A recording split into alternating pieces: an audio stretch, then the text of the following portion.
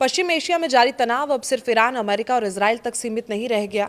सबसे बड़ी चिंता इस बात की है कि अगर युद्ध का दायरा और बढ़ा तो इसका असर दुनिया के सबसे अहम समुद्री व्यापारिक रास्तों पर पड़ सकता है।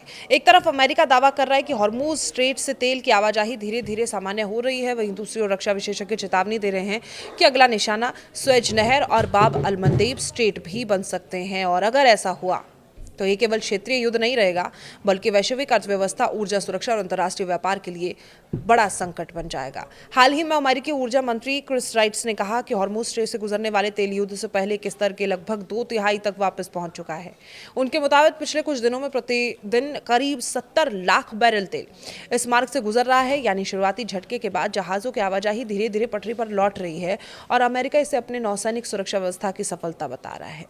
ये संदेश देने की कोशिश कर रहा है कि वैश्विक ऊर्जा आपूर्ति पूरी तरह बाधित नहीं हुई है, लेकिन तस्वीर का दूसरा पहलू कहीं ज्यादा गंभीर है।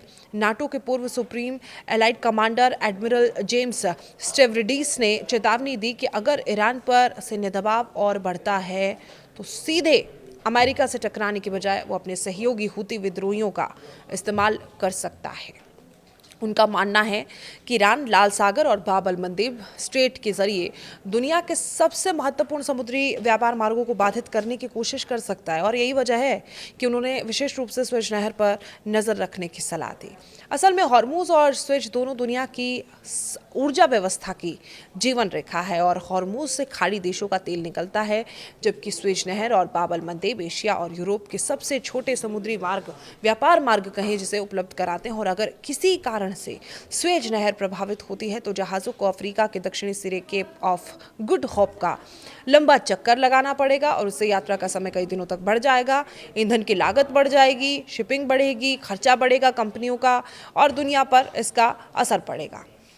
और यही वजह है कि बाब अल मंदेब स्ट्रेट की रणनीतिक अहमियत भी लगातार बढ़ रही है। ये वही समुद्री रास्ता है जहां से होकर जहाज लाल सागर से स्वेज नहर की ओर बढ़ते हैं, और अगर हूती विद्रोही यहां मिसाइल या ड्रोन हमले तेज करते हैं तो जहाज़ों की आवाजाही गंभीर रूप से प्रभावित होगी। पिछले कुछ सालों में हूती संगठन कई बार कारोबारी जहाज़ों और सैन्य पोतों को निशाना बना चुके हैं, और इसलिए इस पर विशेषज्ञों को आशंका है कि ईरान अगर सीधे जवाब देने के बजाय प्रॉक्सी संगठनों का इस्तेमाल करता है तो सबसे पहले इसी समुद्री मार्ग पर खतरा बढ़ सकता है। इस पूरे घटनाक्रम का सबसे बड़ा असर केवल तेल तक सीमित नहीं रहेगा।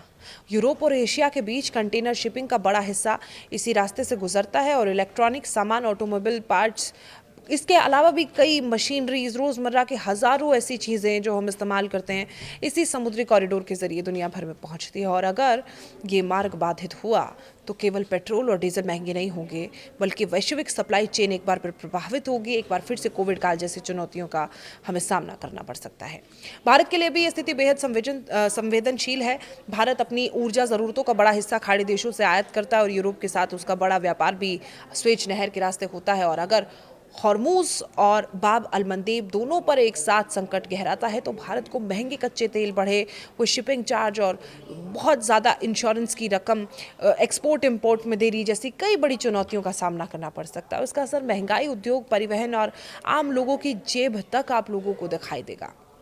फिलहाल अमेरिका ये दिखाने की कोशिश कर रहा है कि हॉर्मुज में हालात नियंत्रण में है, लेकिन सुरक्षा विशेषज्ञों का मानना है कि असली चुनौती अब युद्ध के फैलाव को रोकना है। और अगर संघर्ष केवल हॉर्मुज तक सीमित रहता है तो स्थिति संभाली जा सकती है, लेकिन अगर लाल सागर और बाब अल मंदेब और स्वेज नहर इसकी चपेट में आए तो ये सिर्फ पश्चिम एशिया का युद्ध नहीं रहेगा, पूरी दुनिया की अर्थव्यवस्था और वैश्विक व्यापार पर इसका असर पड़ेगा, और संकट बहुत बुरा आ सकता है। और यही कारण है दुनिया की निगाहें अब केवल हॉर्मुज पर नहीं, बल्कि स्वेज नहर और लाल सागर के पूरे समुद्री गलियारों पर भी टिकी हुई हैं।